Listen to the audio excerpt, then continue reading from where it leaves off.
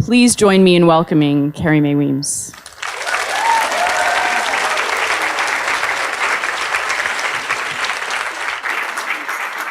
I'm so happy to be here, to be standing before all of you wonderful young people trying to figure out the way that you're going to move forward and into the world.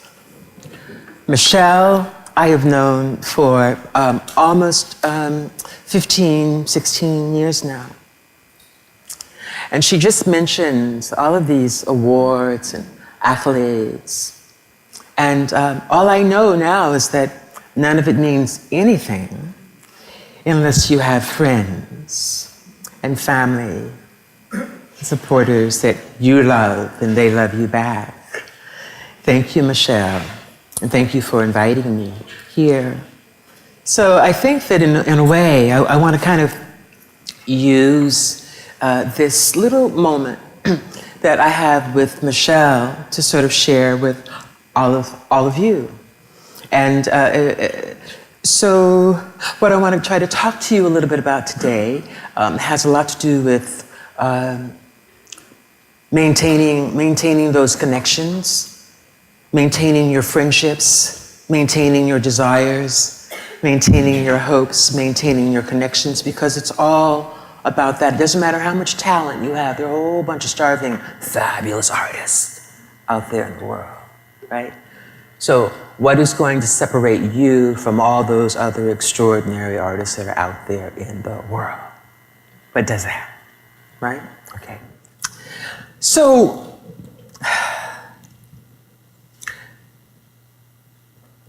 I started my young life thinking that I was going to be I love science and anthropology and astronomy. I thought that, you know, I would look at the world, the universe, and just feel so excited. Jupiter, Saturn, these amazing planets. Pluto, the most distant one. Neptune, Mercury. That we live in this extraordinary universe. Incredible, powerful, magnificent, amazing. And that we're here. I find absolutely stunning that we exist. Out of all the possibility, right? It would take millions of years to reach the edge, possibly, of our universe. Millions and millions and millions and millions. Right? When you start to think of like sort of the sheer scope, and I wake up often thinking about the sheer scope of this thing that I can't quite wrap my mind around. That I can't wrap my mind around the infinite, that I can't wrap my mind around the expansiveness of what it is that we are involved in here. It is phenomenal to me, right? And so we're just, you know, and that the universe is like billions of years old, and so we're just like like we're here in such a short period of time that we can't even calculate what that means. We can't even grasp how short that is. That's amazing. And yet we're here. And yet that's the one thing that we know, is that we are here, and that we are here only for minutes. And so we have an extraordinary opportunity. And you have an extraordinary sense of purpose in your life, and that your life must be driven, therefore, with incredible tenacity, with great passion, and with extraordinary insight, and that basically that's what we're here to do, right? That we're here to make this shit work for as long as we possibly can in the short period of time that we have, that we need to really embrace sort of like the fullness of our humanity. This goes forward here. that we need to embrace the fullness of our humanity, or the side one, okay? The fullness of our humanity, the depths of who we are, and the incredibleness of our possibility. What are the things that are going to make it possible for us to move forward? I spend like an enormous amount of time with other artists. It's the one thing that I do. I get up in the morning, generally, and I start paying attention to the other artists that I love. That is my instant community. Sometimes my community simply lies in books. Sometimes they're in films. Sometimes they're in great pieces of literature. Sometimes they're in poetry, right? But I'm always looking at the other artists who inspire me, who shape me. I'm not going to tell you about all these artists that you're going to see on the wall. It would take us much too long. Just pay attention to the work that's before you, okay? Right? I'm just thinking about the artists that I love. Think about the artists that you love. Think about those people that through their own production, since none of us exist in a vacuum, through their production, they also make your work possible. Often when we're writers, for instance, we emulate other writers. We're dancers, we learning to dance, we emulate other dancers that move us, right? We're poets, we emulate the great poets that move us, right? You're paying attention to the context in which you are in, I think, is absolutely crucial, absolutely essential. And then trying to figure out what it is that if you say that you are hoping to live your life with purpose, and it also has to do with trying to understand, and this will take you some time because it's difficult. What is it that you are committed to as young artists? What are you committed to? What do you want to see in the world? What do you want to see in the world, and what is the possibility, your possibility, of bringing that thing forward, right? Which is completely and uniquely your own.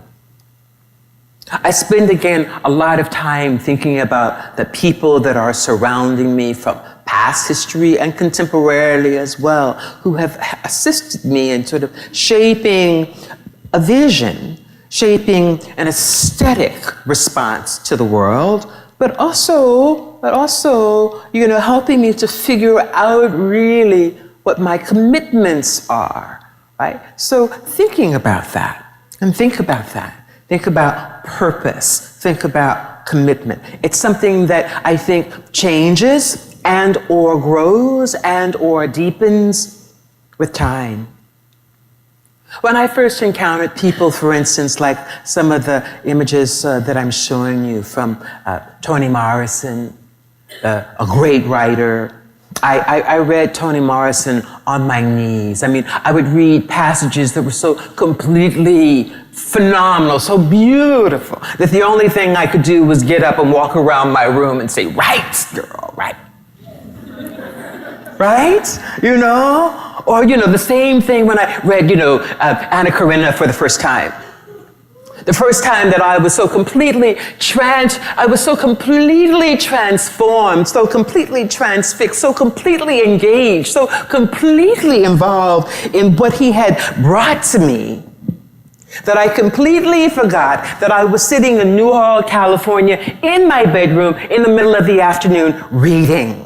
And when I realized that I was not actually a horse, that I was not a crowd, that I was not Anna, that I was not a pair of boots or a spur. Right. When I realized that I was just Carrie Mae Weems sitting in a room reading, I thought, oh, this is what art can do. It can completely take you into another space and allow you to be many, many different things simultaneously. And so when I think about you all, when I think about what you're doing, when I think about what you are trying to do, I was telling Michelle this afternoon, this morning actually, when we were sitting at the breakfast table, right? That there is this sort of, existential moment in your lives, right? When listening to the poetry last night, which was really fabulous, there was this sort of great sense of existential desire, right? Which is, of course, the perfect time for all that. This is the perfect time for all of that. That sort of questioning about who you are, what you will be, what you will make, what will you make of the life that you are living, what will you make of the art that you are making, and what is the relationship between the life that you are living, the life that you are entering, and the work that you ultimately make. What is that relationship? Are they one and the same? Are they different? Do you pull from your life? Do you pull from something else? I am a huge fan of Pina Bausch. Probably many of you, some of the young dancers know Pina Bausch, amazing, extraordinary, right? So I have to spend a lot of time with the people that I love, looking at them, understanding their practice helps me to understand my own, and it always provides me with a sense of context, which I think is so absolutely critical. That I am not in this by myself. I'm not in this by myself. It only looks that way, right? You're not in this by yourself. It only looks that way. Of course, you have your own expressive utterance, your own uniqueness, your own talent, your own materiality that brings all of this to the floor, which is very, very important. Your own DNA, right? Being laid down over the thing, whatever that discipline is that you are involved in. But you still nonetheless exist within a very particular kind of context, right? Theater today is different than the theater was in the 1950s. Photography is different now than it was in the 1960s or 70s or the 80s. It's very different. The way in which people are making images. So what is your making is important. People that I spend time with, Zygmunt Polka, Botansky, who I think is really amazing, sort of way of thinking about laying out and mapping tragedy in relationship to a culture, to Jewish people in particular. Ella Natsui, beautiful visual artist who uses detritus, debris, bottle caps, stuff that has been thrown away, and then fashions them into these extraordinary, massive, would take up like this entire wall. Absolutely beautiful, made out of, the tops of Coke cans, the things that we throw away, how that can be made beautiful and exceptional. Kehinde Wiley. David Hammond's hood. We can use this in so many ways, so fabulous, so poignant. This very simple gesture, just a hood, right? We can use that to think about Michael Brown. We can use it to think about Eric Gardner. We can use it to think about Trayvon Martin. We can use it to think about young brothers now. We can think about who's dead. We can think about who's alive, but we can think about a hood, and we can think about a neighborhood, and we can think about, right, all these amazing associations just through this one tiny little gesture. Martin Fourier, great sculptor. Hopefully some of you will, whether you are involved in the visual arts or performing arts or music, it doesn't really matter. All of it's the same. All of it's the same. All of it's really the same, simply a different expression of the same thing. Martin Fourier, this beautiful ladder that I come back to again and again and again. Kerry James Marshall and his black paintings, his ideas of blackness and black skin using black paint, really very elegant and really beautiful. Teresita Hernandez, who makes these really beautiful sculptures and uses, I think, light in a really extraordinary way. Some of my own installations. And, I do a lot of different kinds of work, thinking about a lot of different kinds of work often. On the one hand, I really love things about installation, about design. That I'm dealing with certain concepts and ideas, absolutely can't help myself. I get up very early. I start working very early every morning, including holidays. I haven't had a day off in many years. you know? But I'm thinking about a lot of different ideas. This piece came from the Africa series. I'd wanted to go to Africa for a really long time. But I wanted to sort of figure out ways also, I think, in a more profound way to think about the use and the role of design and architecture as related to culture and cultural production. So I spent a lot of time doing that. I spend a lot of time doing that. And my work is talked about in lots of different ways. Lots of different ways. Very rarely, though, is it really ever talked about in relationship to architecture and the way in which I use architecture as a way and a site and a symbol into thinking about cultural ideas and modernity, contemporary culture, notions of power, the way in which power gets infused into a building. So for instance, you know, when I made these photographs, I made these also in Africa, really beautiful. I thought, oh, that's a woman's body. That's a woman's body, right? The sexuality inscribed on the architecture. Places like outside of the West, often that architecture is more clearly defined, as it is in this case, right? Inscribed in the architecture. It lets you know who belongs to that building, right? Right? Male space, female space. But of course, architecture functions like that all the time. Do you remember, like, you know, buildings that you see that you just can't imagine ever walking up those stairs and going into? Or buildings that actually feel as though they actually invite you into them? Right? The power of architecture is really extraordinary. It allows us, it tells us who belongs to that space and who doesn't belong to that space, who's in and who's out. Universities have been very interesting. For instance, Yale, the way in which Yale is situated next to a very poor community. People very rarely from that poor community, very rarely cross the street to go onto that campus, and they know they don't belong onto that campus. There's all of the architectural artifices there that allows them to know, that makes them know that they are not a privy to this space, to this privileged space. The same thing is true with Columbia, NYU, you know, smack in the middle of these very, very rough neighborhoods for a very long time, that they've never really had to worry very much about their relationship with the community in which they're situated. It's been very interesting. So I've been looking at architecture and architectural power from almost the very beginning, except people don't really talk about that very much. When I went to Rome, I received the Rome Prize, which was really fabulous. It was really great. And so for a year, I didn't have to cook anything. I mean, to be able to get up every morning and to go down to my studio and just to work was just like a godsend. It's like one of the greatest things, you know, that could happen. I mean, you're here this week. All you have to do is do. Right? You have your master classes, you know, there are people that are waiting on you hand and foot, you've got all of these great teachers, you know, your lunch is ready, your breakfast is ready, your dinner is ready. You just have to get dressed and go do it. It's a pretty fabulous thing. To be able to do that for a year is not bad. So when I went to Italy, initially I thought, well, you know what, I thought I was gonna go when I was about 16, right? Because I'd seen Gidget Goes to Rome.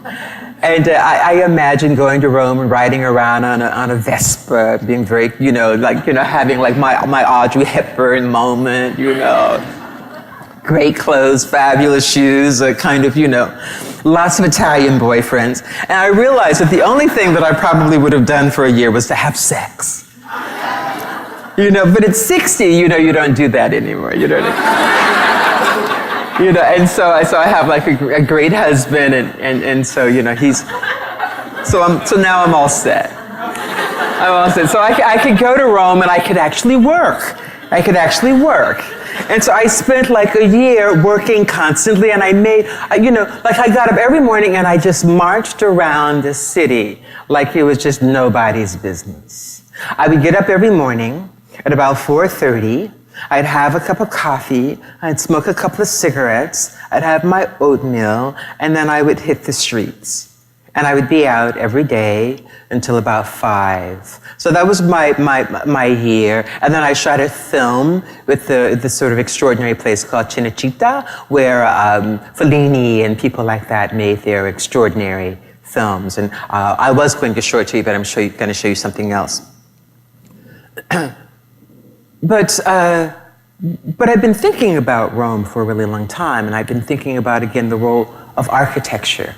The role of architecture, the power of architecture, what architecture does. And there was no better place really to really look at that than Rome. Not only it's this sort of, ancient architecture, but also as an imperial city, right? That, Rome was a great empire that determined the look and the shape of the world for hundreds and thousands of, hundreds of years. And thousands of years, right?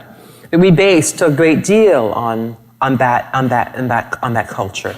And so being able to go there and to really look at it, to study it, to think about it, to photograph myself in front of all of these buildings and to think about the role of the church, the role of the Catholic Church, the role of Mussolini's Rome and fascist Rome, right? The first pyramids that are actually built outside of Egypt are actually built in Rome, right? Sort of crazy place. First place that was bombed in Rome, because Rome was an ancient city during the war, was actually in the most progressive city part of the city, Piazza di Popolo, really using the city as a kind of map through looking at its sort of incredible history, the history of power as it relates to the history of architecture, and the way in which the citizen is being made to feel as they stand in front of and inside of these buildings, these spaces. Very important. And just as I was finishing up this project, and the thing that you pay attention to as young people pay attention to this, that all of the work that you do, much of the work that you do is already encoded in the work that you have done. And that the work that you have done tells you really, if you're paying attention to it, what the work is that you are going to do. It is your archive. It is your archive. It is your archive. You never throw it away, right? You just keep accumulating it. I don't throw anything away, really, right? Anything that's really important to the work, I really keep close to me, and it always informs me about the next project that's coming down the road, right? I mean, it's really sort of fascinating. So just as I was sort of finishing up all this work around Rome, right, and looking at sort of the architecture of that place and the architecture of what I call power, right? The architectures of power, I started thinking about the roles of museums as well. And so just as I was finishing up this piece in Rome, I started dashing around Europe because I had like another month or so, that I could sort of hang out and photographing every museum that I possibly could, right? Just standing in front of them, getting to understand something about the power of museums and its relationship not only to its communities, but its relationship to visual artists, its relationship to contemporary artists, its relationship to those people who had been invited in systematically, and those people who had been systematically excluded. So that became like a very, very important part of working there.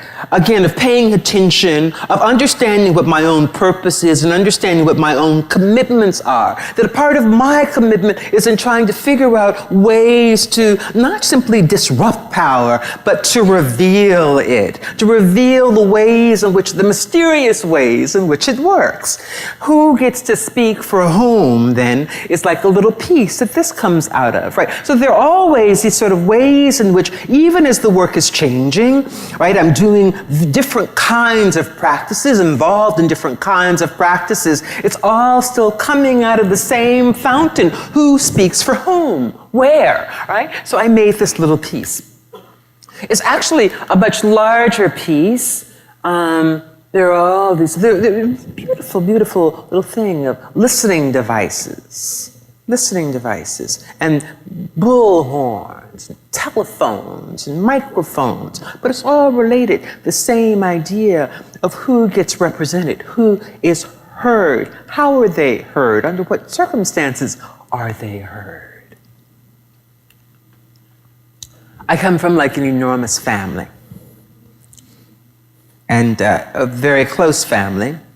And not only am I informed by the context of contemporary artistic practice, but I'm also very much informed by where I come from, by the family I come out of. My first major project, again, was looking at my relationship to my family, the history of my family. The history of my family, not only relationship to me, but the history of my family in relationship to all other families, and families in the United States, and families that were coming out of the South, specifically, coming out of the South and moving to the North, right?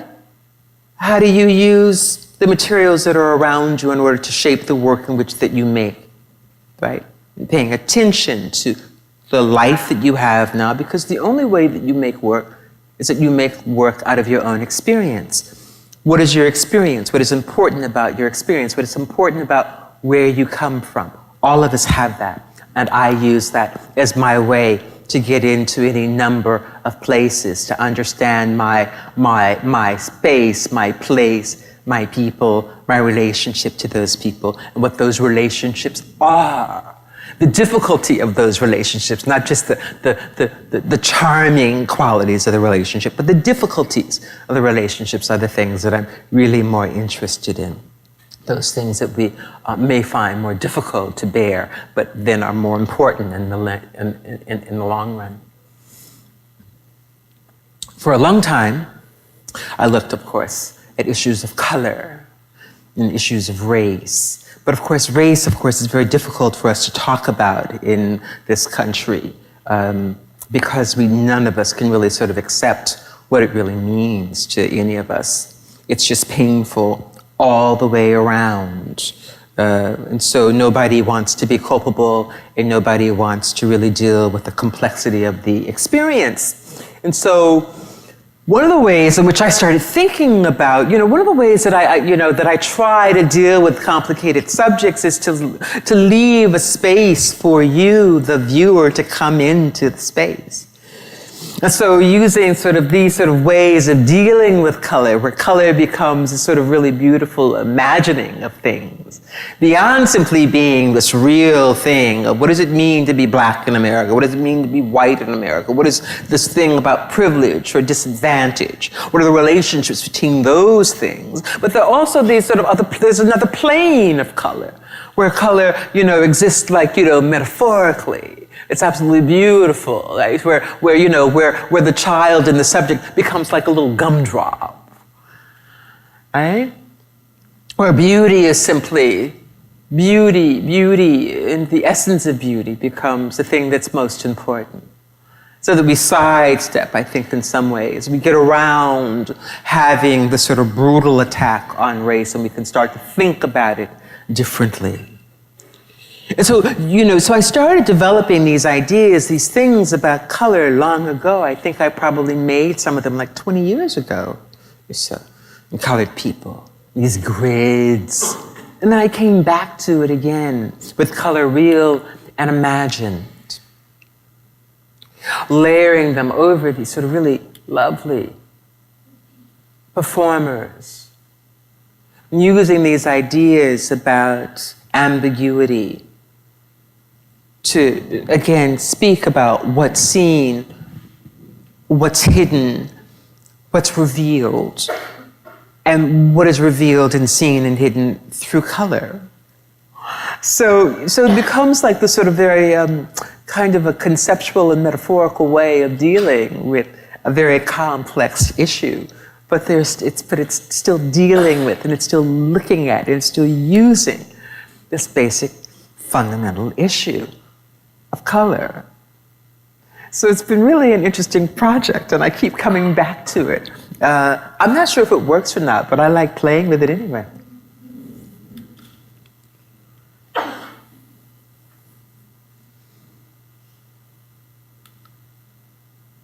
And color, right? This is African jewels and gems.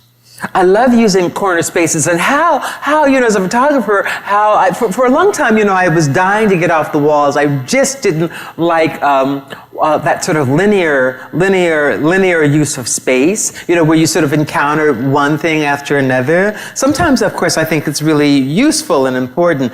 I sort of jumbling things up, sort of throwing things into the mix to sort of twist things around. You know, somebody said that this really wonderful man, Simon Schumann, The Power of Art, said that, you know, there's, you know, that the sort of charming look of the white gallery box makes you think that art is polite, but art really isn't polite. Art really, some of the best art really takes you by the throat and it rattles you. That it disrupts your ordinary view of the world and sets you spinning. That's really what it does, right? But we are supposed to encounter it in these very polite, sort of neutral white wall spaces. And so I'm always interested in trying to figure out ways that I can disrupt that space, because that's really not what I'm doing here. I'm not really here to charm. I'm not really here to charm. We're not really making art because we're trying to charm. We're making art because we're trying to reveal. We're trying to get to some place that's deeper, some place that's more complicated, some place that is more troubling, some place that we have gone. We have gone, right? And it's not all nice. It's not all pleasant, nor should it be, nor do we really want it to be, because we don't really rise to the occasion when things are charming and sweet, right? We really rise to the occasion when somebody like fucks with us. You know, when something has been disrupted in our world, that's when we rise to the occasion, right? And that's the stuff that you remember. The pain is the stuff that actually gets you up and over. It's not like the la la la land, right? But it's like the tough stuff that gets you up and over. And so, not only do I do my own visual work, which is very important to me, and I love being an artist.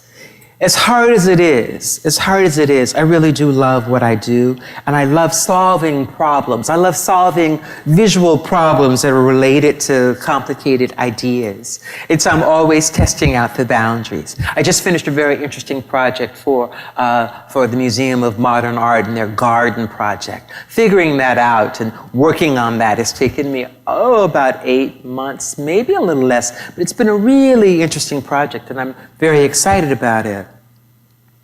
So I'm always working on something. I'm always trying to figure out problems.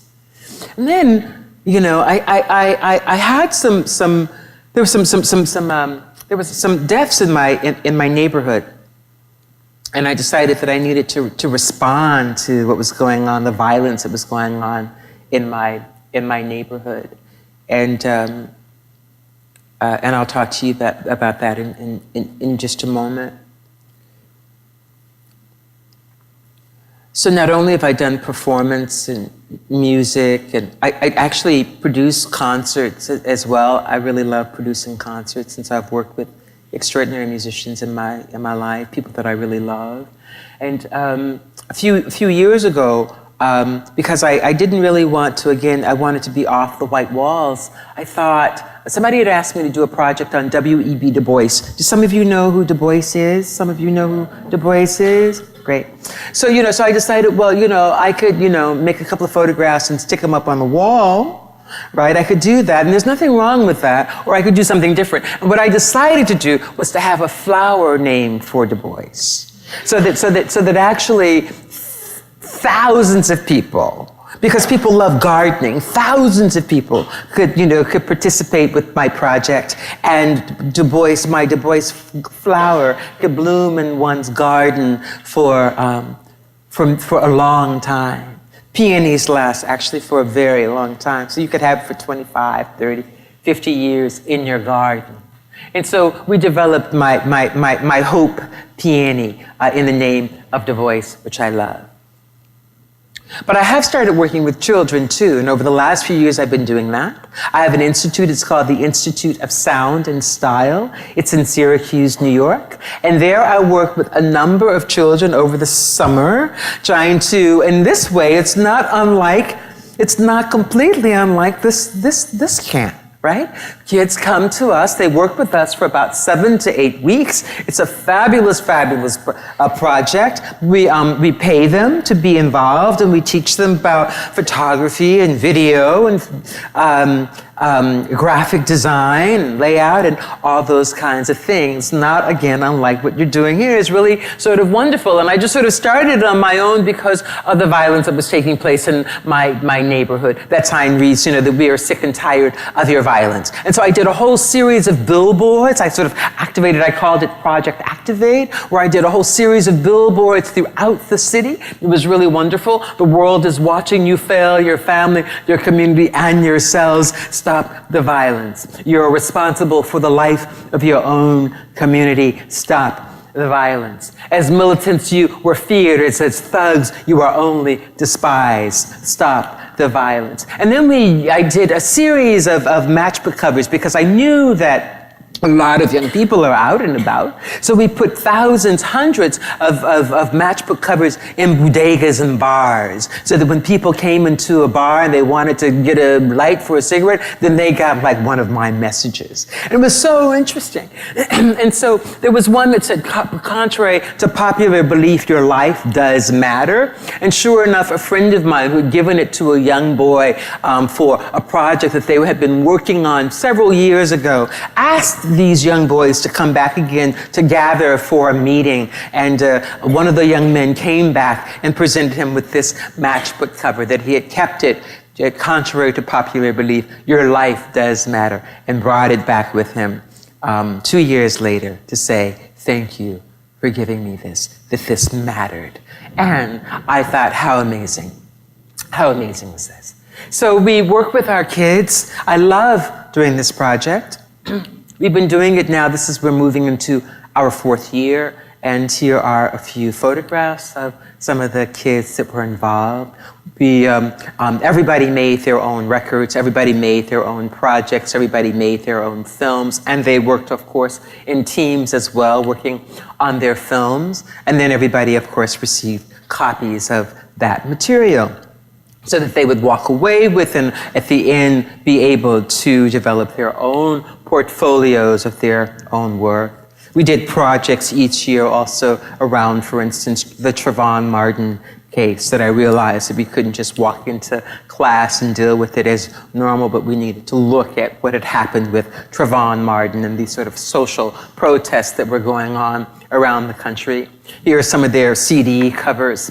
And it's been really a wonderful project to work on. It was very important for us to know that our kids were going to be paid because they needed to be paid. They're coming from a lot of disadvantaged neighborhoods, and so that was important to make sure that all of our kids were at least getting minimum wage.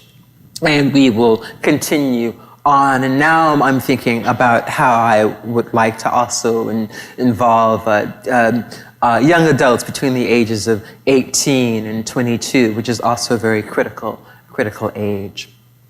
More photographs of kids that I've worked with that come out of looking at painting. It's called Not Monet's Type. One of the pieces that I've been most known for is a piece called Kitchen Table, the Kitchen Table series.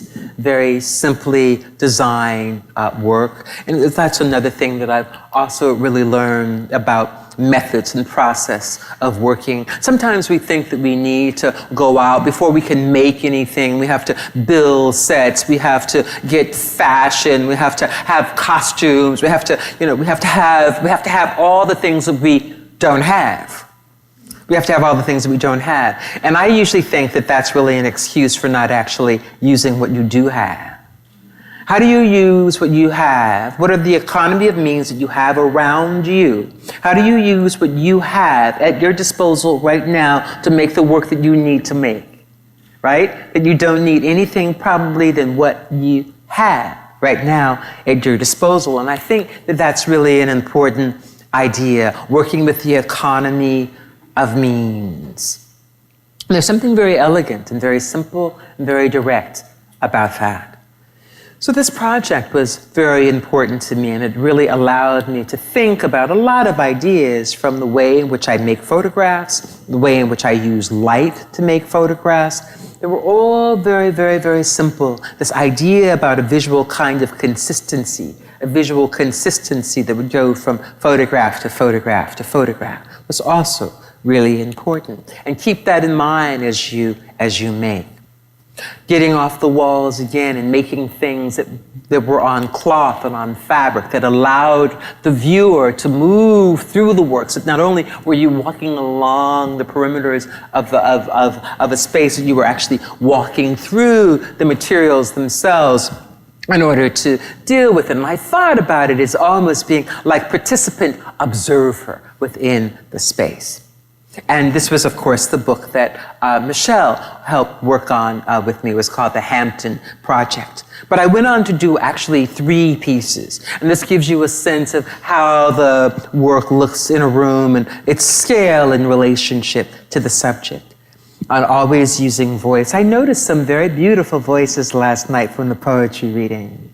They're really lovely, lovely voices, lovely reading. You know, being aware of voice, I think, is very important. And I tried to be very aware of voice as I made these narrative pieces that would play sort of as a meta narrative to the work itself.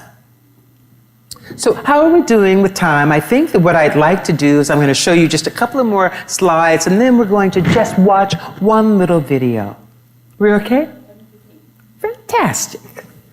Okay. You know, as I said, I've made many different kinds of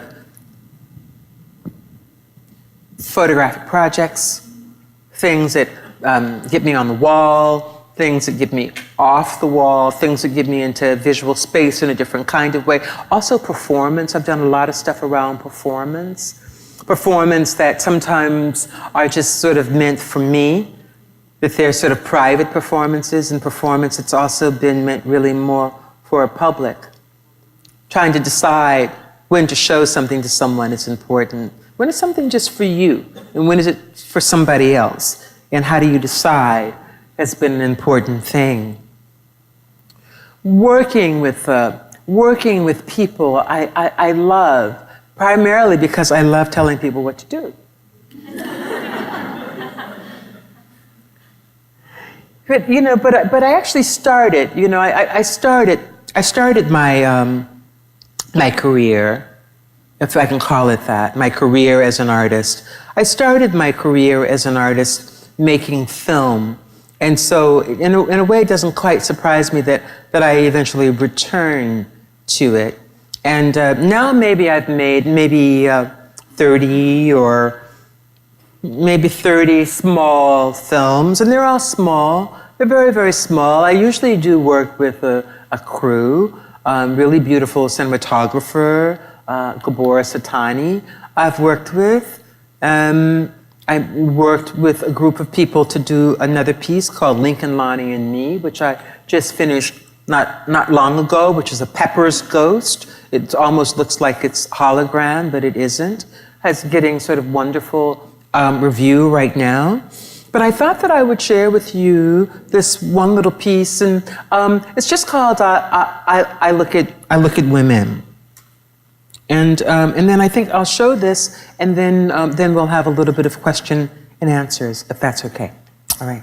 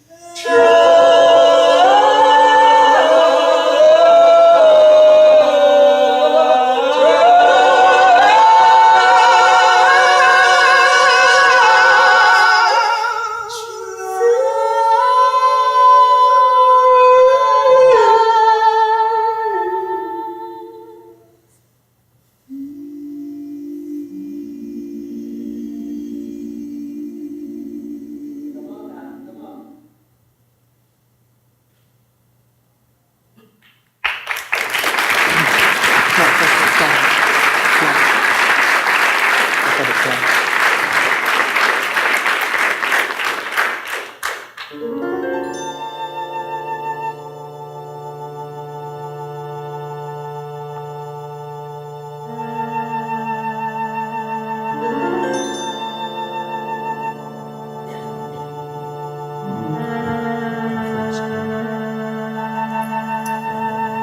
woman stands in the thaw of winter, the beginning of spring, reflecting, considering, imagining, contemplating the past, imagining the future. With one step, she could be in the future in an instant, or in the past, or in the moment, the now.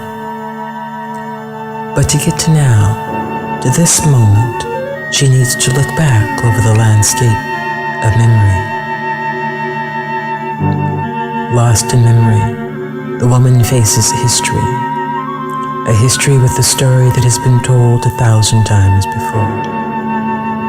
If you look on the horizon, here and there, first seen, now hidden, are little sightings of hope or dreams, of memories. If you look closely, through the corridors of time, even within the horror, one could see the fluttering wings of doves, wings like time, batting out beats of hope. Hope was the thing missed, the thing hoped for. You could almost taste it, but it was just out of reach, just above your head.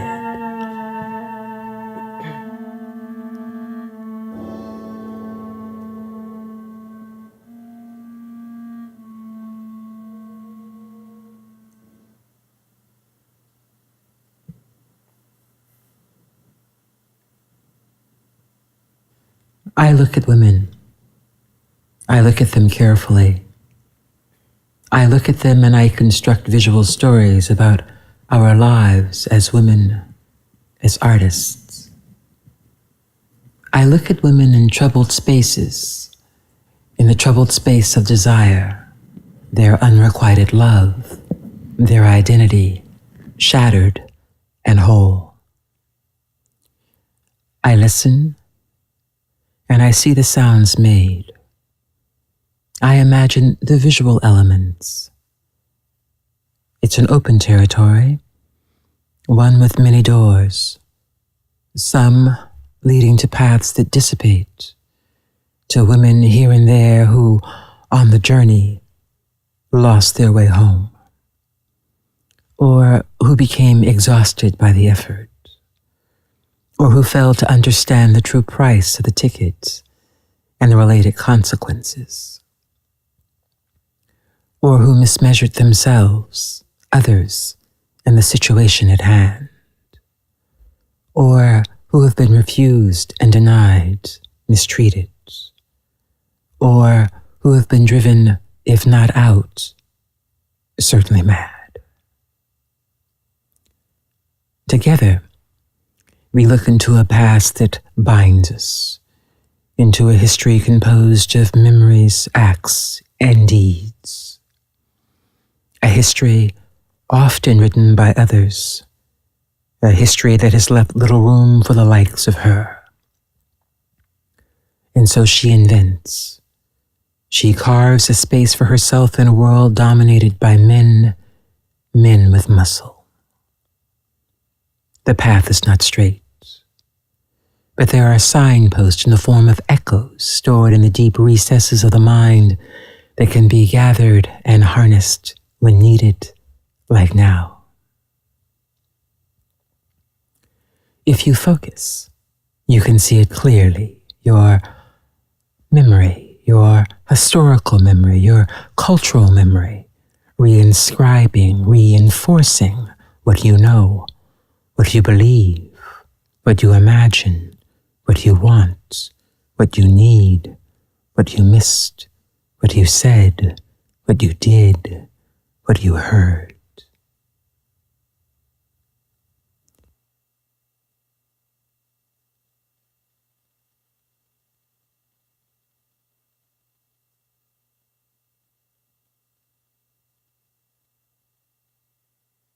Things.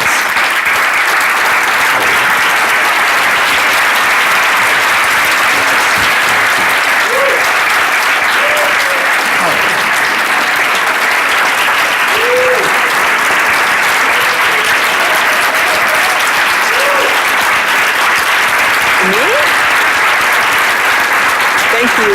Thanks.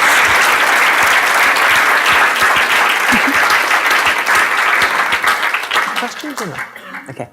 So, there were a couple of things that I wanted to say. So in this sort of very short piece, one afternoon I was just really thinking about, well, what do I do? What do I do? What do I do? What do I do? And a lot of what I do is to look at things. And I spent, the last 40 years or more of my life looking at the relationship of women to all things. And so it was just this little moment that I could simply make. But it sort of crystallized for me something that's very important, and that is simply, again, what am I committed to?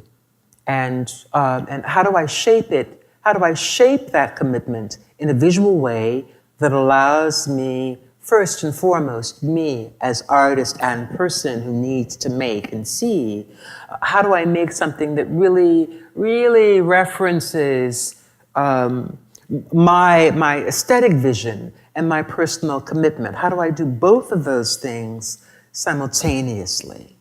How do I make what it is that I want to see actually in the world? How do I do that? And what are the kinds of images that I want to see in the world? So I'm always thinking about that, of the kinds of images that I want to see placed in the world. I always knew that I was going to be an artist. I always knew that I was going to be an artist. I always knew that there was something about this form of expression that I was well suited to, that I couldn't be an accountant, or an MBA, or a realtor, or a lawyer, or a doctor, that those things would not be my forte, that I had a deep and abiding need to be a part of expressive culture. And so all I know about that is that every day as artists, you take enormous risk. You take an enormous risk because you are saying, here it is. This is what I think. This is what I believe. And this is what I believe you should be paying attention to. That is an enormous responsibility, right? Right? So you are open. All your stuff is just open. All your stuff is out there. There's nobody else who does what we do. And so in that way, we are charged with something that's pretty enormous. Great, great, great responsibility, not only to ourselves, but enormous responsibility to others. That we are the movers and the shakers of the culture in which the world will be a part of. And that you get to be that person for somebody else is pretty amazing. So congratulations to you all. Thank you very much for this talk, this opportunity. It's been really nice. Thank you.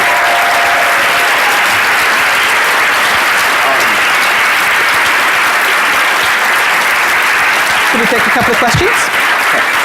And I guess we're going to take a couple of questions. If anybody has a question or two that we can answer, we would be happy to. Michelle would be happy to. Okay. Yeah, please. Yeah. Just speak up. I wanted to ask you About? In Europe, in Rome. Yeah. Architecture. Yeah. You mentioned James Baldwin in your presentation. Uh-huh. One of his books goes out on the mountain. Yes. Character John, he visits the library when he realizes that it isn't a space for him at that time. Do you think that while you were in Rome and in Europe, did you feel the same way? Oh, that's a great question. Thank you for this question. No.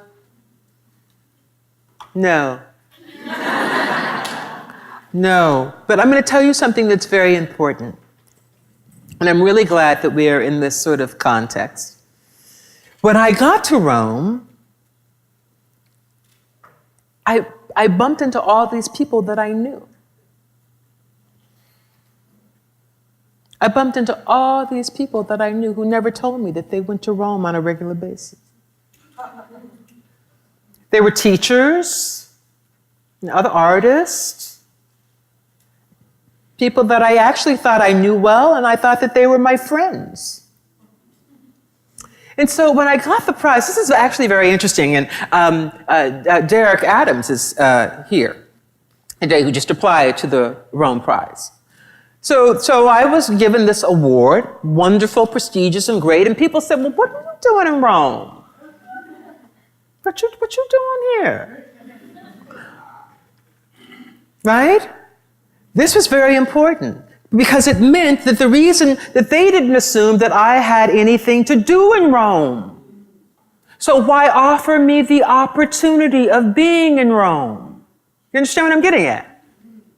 To the extent that people don't believe that you should be someplace is the extent which you are not invited to come to the table. Right? So I'm thought of in a certain kind of way, and so we put that person over there. Right? And then we put those people over here, and we put these people over there. And so I think it becomes very important that teachers, educators, right, people that are in charge of what happens in the world, right, have to understand that because somebody is Asian, doesn't necessarily mean that the only place that they need to go is back to Asia. Right? The only place I need to go isn't necessarily back simply to the west coast of Africa. That actually there's something for me to be gained in my going to Europe. Right? Right? And so I think that this is very important because it means that certain people are given limited experience. Right? That they are denied certain kind of access, and this is very important. So that's actually a very great question. Right? And so it was some of my fellows and some of my friends, people that I thought were my friends, who simply couldn't figure out what the fuck I would be doing there. So why invite her in the first place? But the reality is that I did more work than anybody at the Academy. I did more work in terms of visual artists, more work than anybody had in that city in years, right? Because most people were simply in their studios painting shit that they could have done in New York.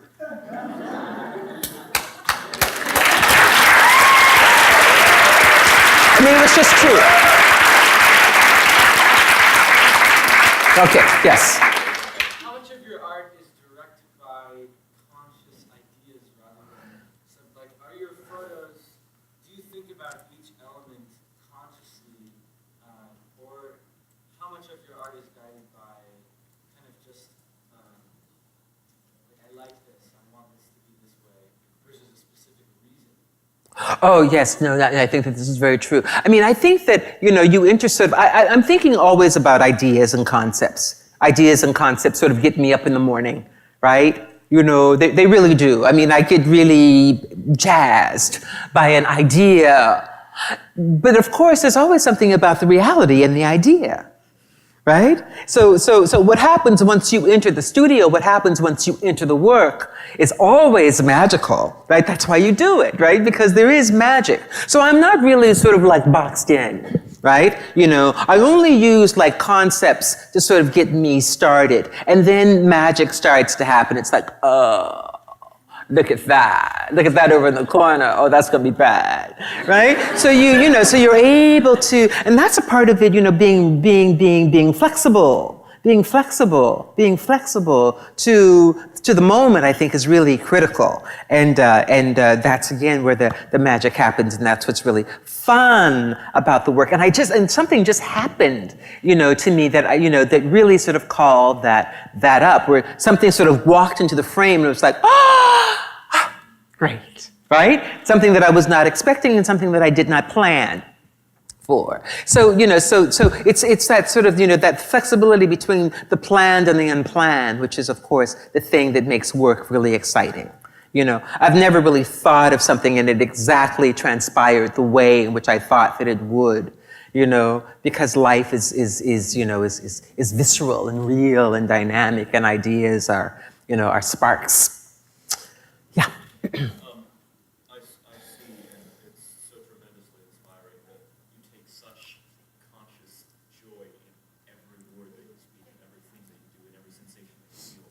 And that only happens to me when I'm at my best, at my most inspired.